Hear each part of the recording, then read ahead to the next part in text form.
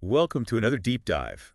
This time, we're tackling the finances of the British royal family. Ooh, sounds juicy. It is. Get ready for some seriously big numbers, some historical twists and turns. A few raised eyebrows, maybe. You bet. So we're going to try to figure out just how the royals make their money, what they own. And of course, we can't avoid all the controversies swirling around their wealth, right? Absolutely. And we've got a whole mountain of sources to help us out. YouTube videos, news articles. Historical snippets, the whole works. It's going to be fascinating. Now, one of the things that jumped out at me from the sources Yeah. was that the monarch's income, it mainly comes from these two things called duchies. The Duchy of Lancaster. Right. And the Duchy of Cornwall. Now, I'll admit, when I first heard duchy, I thought of, like, knights and medieval stuff. Yeah, me too. Sounds super fancy, doesn't it? It does. But in reality, these duchies are basically huge portfolios. We're talking land, property, Oh, and don't forget the investments. and they've been in the royal family's hands for centuries. That's right. Centuries of, building up this wealth. It's wild. But okay, let's break it down. What kind of money are we actually talking about here? All right, so the sources show us that these duchies are run like businesses, really well-run businesses, I might add. So they're turning a profit. Oh, yeah, a hefty one.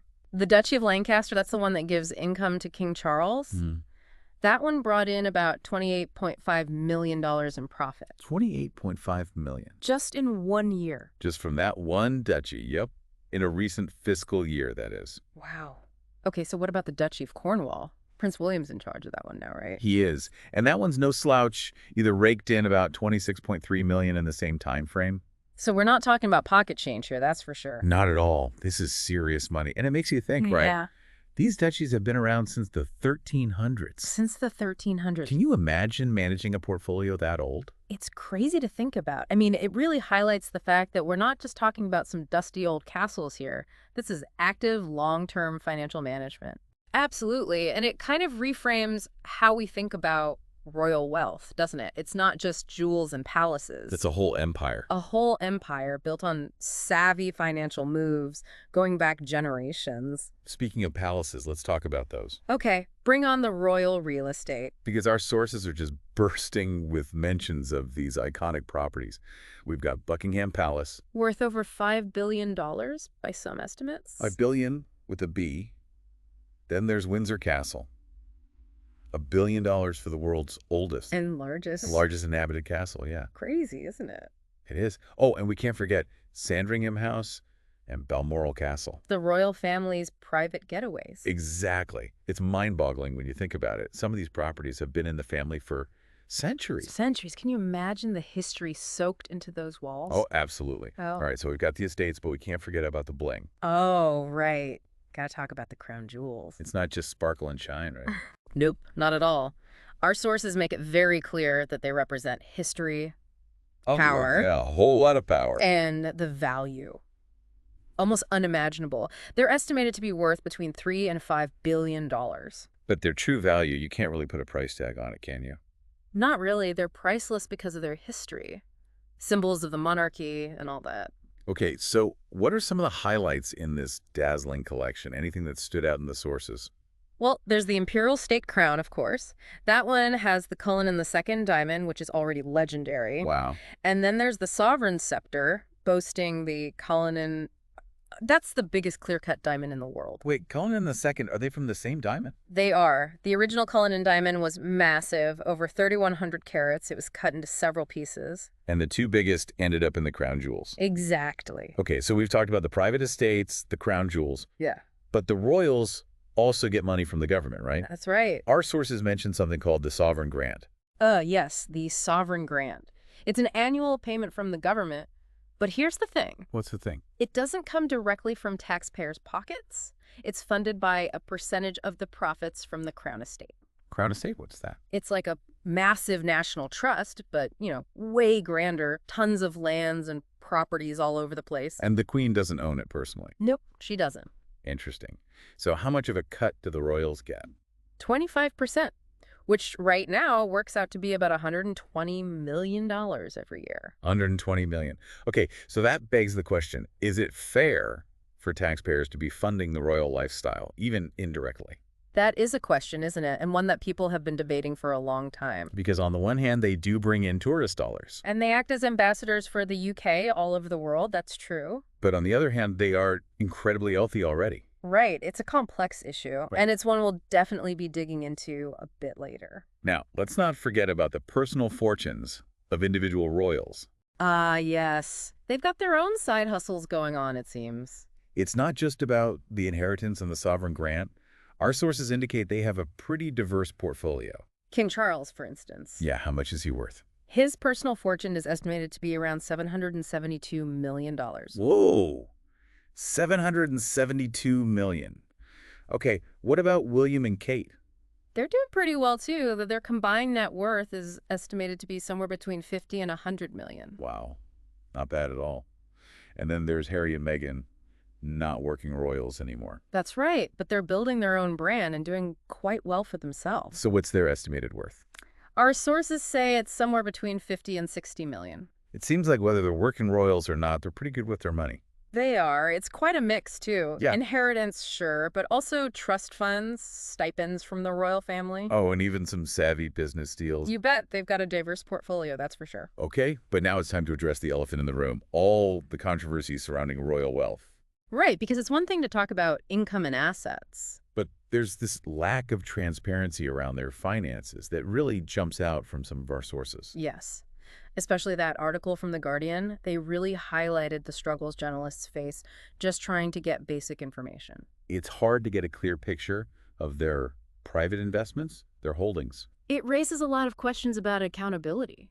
Because on one hand, you have the critics who argue that it's just not fair for taxpayers to be funding this incredibly wealthy institution, especially when there's so much economic inequality out there. Yeah, they say that money could be better spent on things like healthcare and education.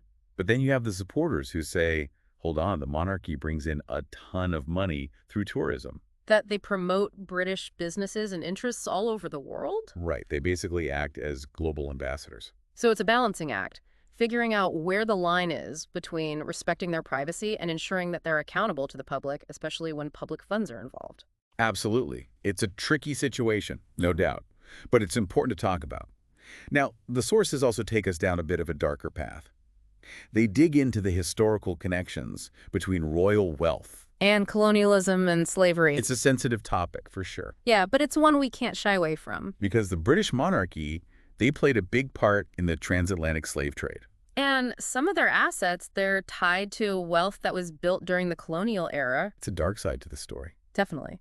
And it's a side that's getting more attention these days. People are asking some tough questions. Like, how much of the royal family's wealth is actually connected to profits from slavery? Yeah, it's a question that needs to be addressed. And some people are even calling for reparations. It's a really complex conversation. It is. It's about reckoning with the past. And figuring out how to move forward. Exactly. It's about acknowledging the past and understanding its impact on the present.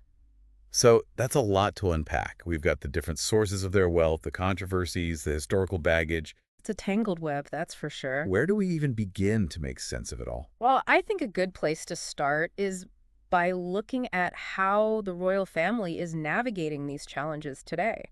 Are they making any moves towards more transparency? Are they willing to engage in these conversations about reparations? And are they changing their ways to be more ethical? All great questions. And that leads us perfectly into our next point. Let's do it. You know, it's really interesting to think about how this whole financial structure for the monarchy has changed over time. Oh, definitely. Like, we've been talking about the sovereign grant, which is relatively new, right? Relatively, yeah. But some of the sources mention this thing called the civil list, Ah, yes. which honestly sounds like some kind of accounting ledger for the royals. Well, it kind of was. Basically, it was the system they had before the sovereign grant, an annual payment from the parliament to the monarch. Going way back, like 18th century, right? Yeah. So why the switch? Why ditch the civil list and bring in this whole sovereign grant thing in 2011? Was it just like a rebranding? Or was there something more to it? It wasn't just about a fancy new name. Transparency was a big factor, actually. Really? Yeah. The civil list had gotten so complicated over the years. So hard to follow. Exactly. And kind of opaque. People were having a hard time understanding how their money was being spent. So it sounds like the sovereign grant was meant to be more straightforward. More streamlined, for sure. And transparent. Oh, yeah, tying the funding directly to those crown estate profits. Okay, so in theory, a better system. That was the goal, a system that was, financially sound, but also publicly accountable. But even so, like we've been talking about, there's still this cloud of secrecy over a lot of the royal finances, especially when it comes to their private wealth. Right. Some pieces of the puzzle are still missing. And those missing pieces fuel a lot of the gossip, the controversy. For sure. And some of the sources even highlight specific controversies with how the duchies operate. Like, there have been questions about their tax status Oh, interesting. and the kinds of investments they make. Because I remember one source mentioned a case where the Duchy of Cornwall was charging rent Yes. to an NHS trust for parking ambulances. It's definitely one of those things that makes you pause. Yeah, it feels kind of off, doesn't it? Okay. To think of a royal estate profiting from essential public services like that. It sparked a lot of debate, that's for sure. People questioning if it was ethical, especially given their public role. It's that tension, right, between Sure. their business interests Right. and their position as, well, royals. Exactly. And it also makes you think about the power dynamics, too. Oh, absolutely. Like, do they have an unfair advantage in business dealings just because of who they are? Right, because of their status, their history. It's a good reminder that royal wealth isn't just about, the money itself. It's about influence and historical privilege, which is why these conversations about transparency and accountability are so important. Absolutely. Okay, let's circle back to the debate about the sovereign grant for a sec. Sure. You mentioned those economic arguments for and against it earlier. I did. Can you, break those down for us a bit more? What are the main points people are making?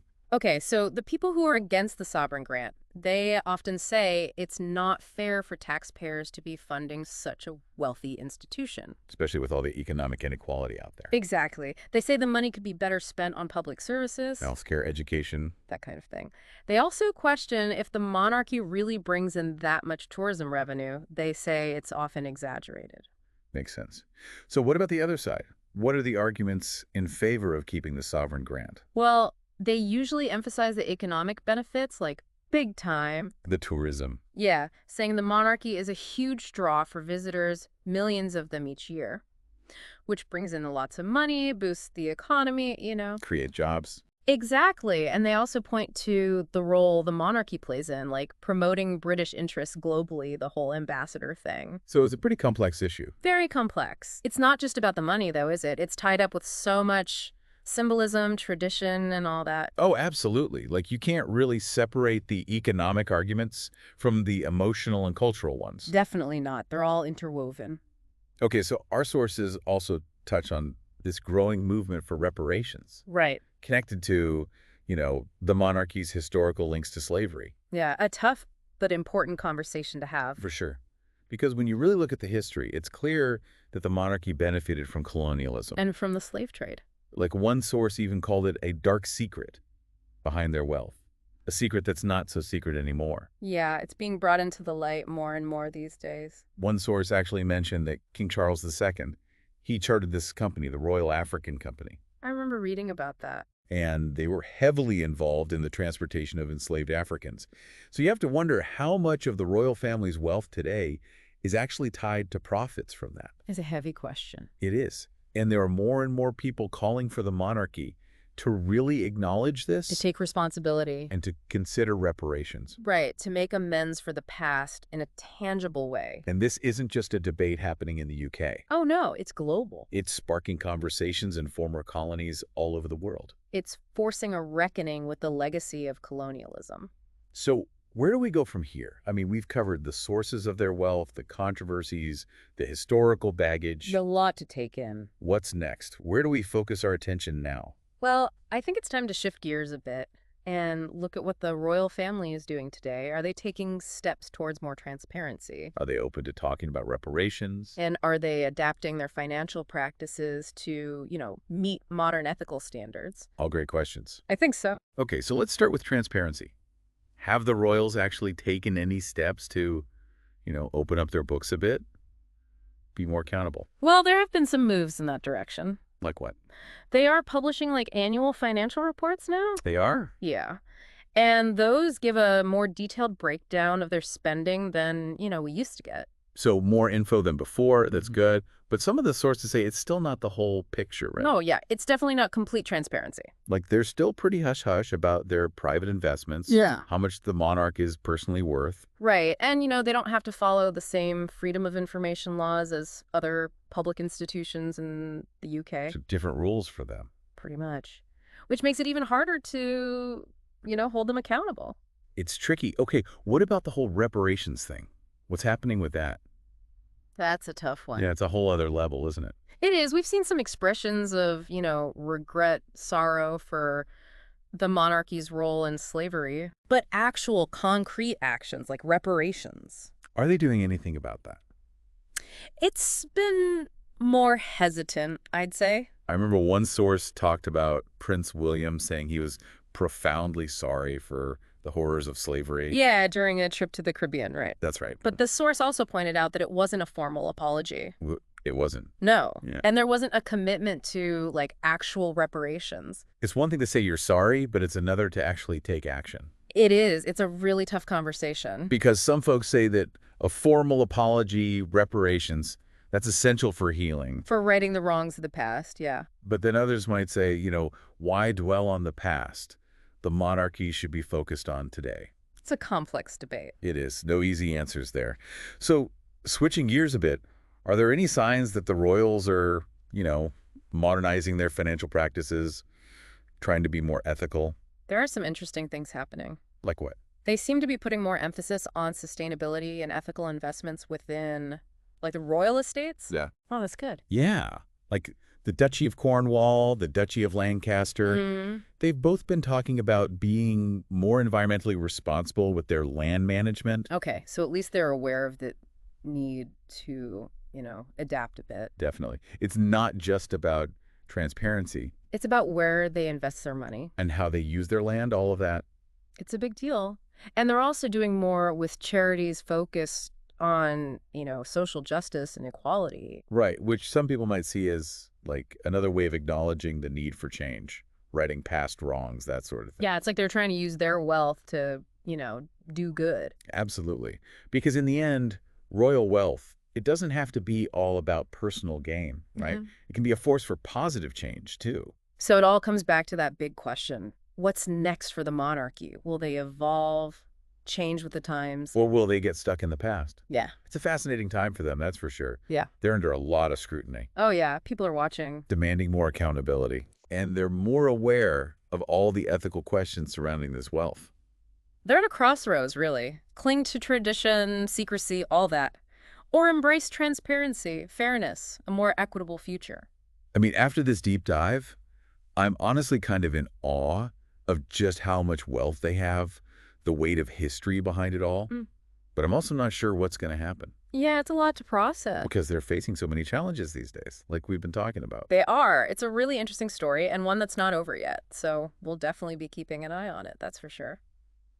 Well, that's all the time we have for today's deep dive. We've covered a lot of ground: royal wealth, where it comes from, the controversies, the ethics. It's complicated. It is. Yeah. But it's important stuff to think about because it raises big questions about history, power, and what kind of world we want to live in. Exactly. So I hope you found this deep dive insightful, thought-provoking. We hope you learned something new. And remember, there's always more to uncover, more to think about. So keep diving deeper. Keep asking those tough questions. And we'll see you on our next adventure.